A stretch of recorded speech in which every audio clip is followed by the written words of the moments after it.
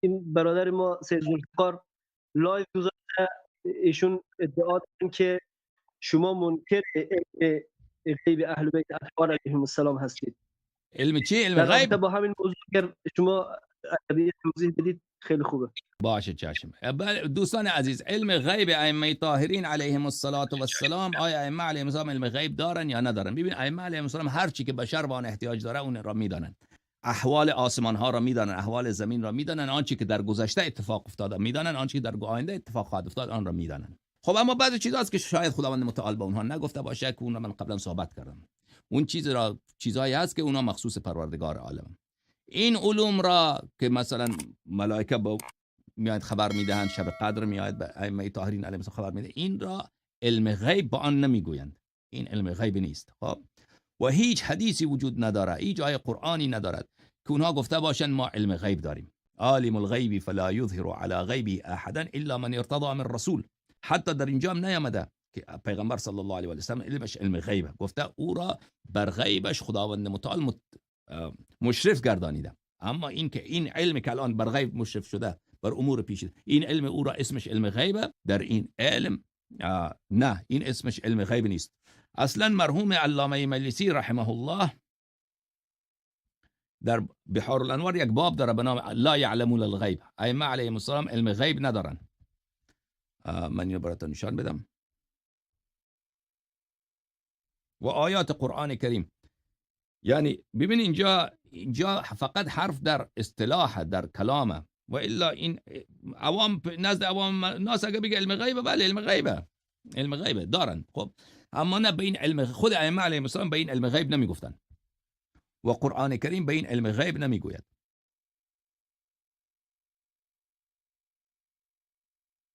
من اینو براشون پیدا کنم.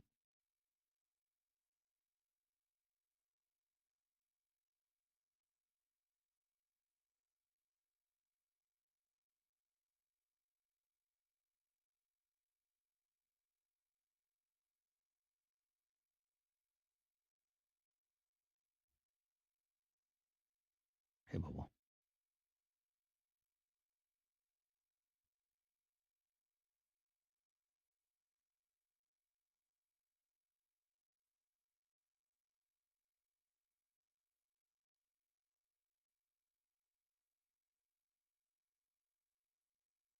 اینجاست. خب این کتاب شریف بحار الانوار علامه بزرگوار مجلسی رحمه الله جلد 26. ببینید اینجا عزیزان من، انهم لا يعلمون الغیب، در کتاب الامامه یک بابی در علامه مجلسی رحمت الله علیه، انهم لا يعلمون الغیب، ائمه علیهم السلام لا يعلمون الغیب، علم غیب ندارند، علم غیب ندارند. خب چون خود ائمه علیهم السلام روایات خیلی زیاده که میگه ما علم غیب نداریم و هیچ روایتی وجود نداره که اونا گفته باشه ما علم غیب داریم. گفتن ما از آسمان و زمین خبر داریم، ما از ضمائر شما خبر میدهیم، بله، و انبئکم بما تدخرون فی بیوتکم و ما تاکلون، اما این علم غیب نیست. و خدمت شما به عرض برسانم، بله،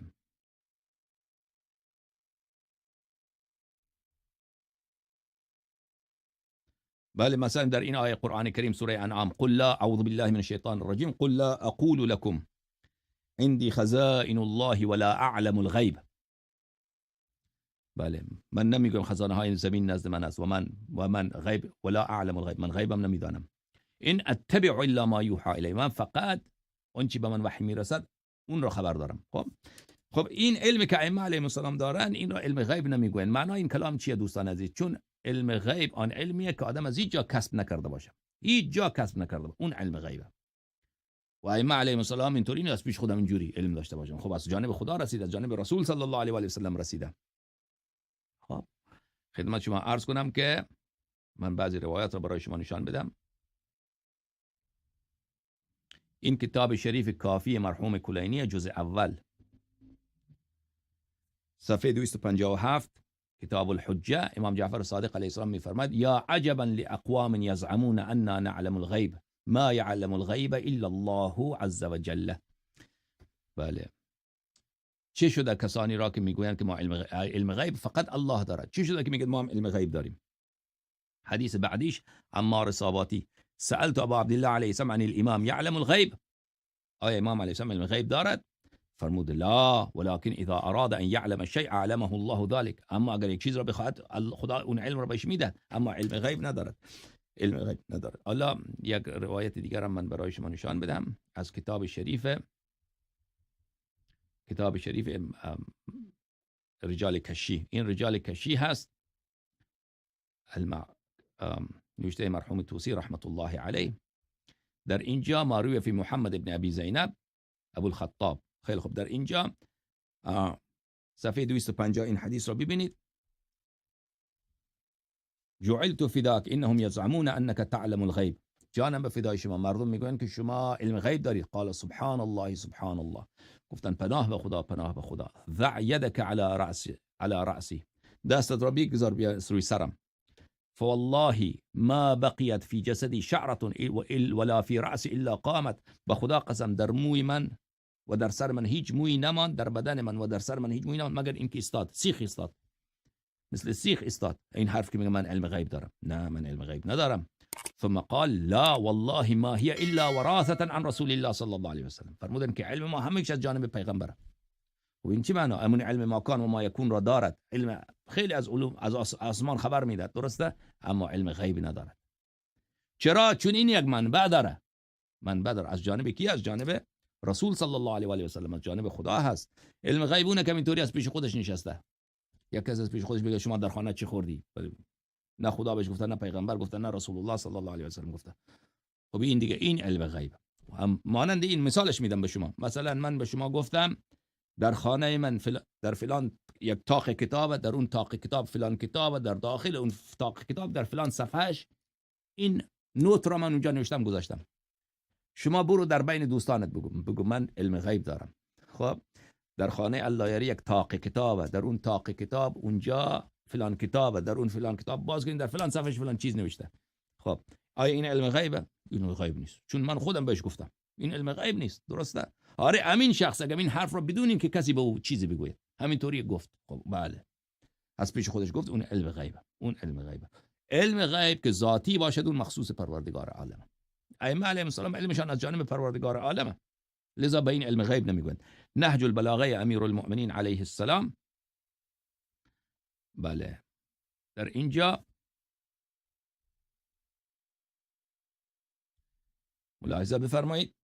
امیرالمؤمنین علیه السلام از آینده خبر گفت که من اقوامی را میبینم که در آینده مغول ها حمله میکنن و چهرهایشان اینجوریه، بسیار جنگجو، بسیار شجاع، آدم کش. اینا میآیند خاورمیانه را فتح میکنن. خب خبر از آینده داد. یک کسی گفت یا لقد اعطیت یا امیر المؤمنین علم الغیب. گفتن شما علم غیب دارید. امیر المؤمنین علیه السلام خندیدن و گفتن یا اخا کلب، ای برادر قبیله کلب، لیس هو بعلم غیب و هو انما تعلم من ذی علم. این علم غیب نیست، من این را از رسول الله صلی الله علیه و سلم آموختم. این علمی است که من از پیغمبر، در حالی که خودش از آینده خبر میده که چند صد سال بعد، 500 600 سال بعد دیگر یک قبیله میآیند از مغولستان این چین حمله میکنه، عراق را فتح میکنه، ایران را فتح میکنه، خاورمیانه را فتح میکنه. بعد میگه شما علم غیب، میگه این علم غیب نیست. خب علم غیب و انما علم الغیب علم الساعه و ما عدده الله. علم غیب این مخصوص پروردگار عالم. لذا ائمه علیهم السلام از ضمائر مردم خبر میداد که شما در دلت چی نیت کردی، خبر میداد. شما مثلا در فلان سال چی کار کرد، خبر میداد. اعمال شما مثلا در چین نشستی، امام علیه السلام در مدینه نشسته، عمل شما رو میبینه که شما چی کار. اما اینا علم غیب نیست، چون خداوند متعال به این علم را داده، وسایلش را داده که او میفهمد این چیزا را. خب این علم غیب به اون نمیگوین. اهل بیت علیهم السلام قرآن کریم به این علم غیب نمیگوین. حالا متوجه شدی؟ آره دوستان عزیز، شما میخواید صحبت کنی؟ یحیی بفرما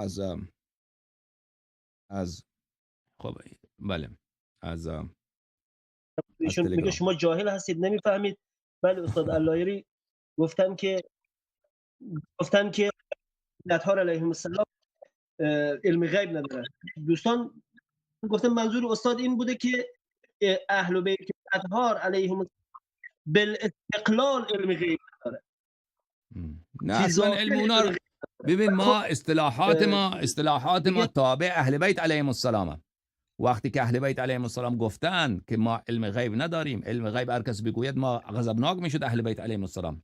میگفت سبحان الله، میگفت بدن من در بدن مو راست شده، چرا میگید ما علم غیب داریم؟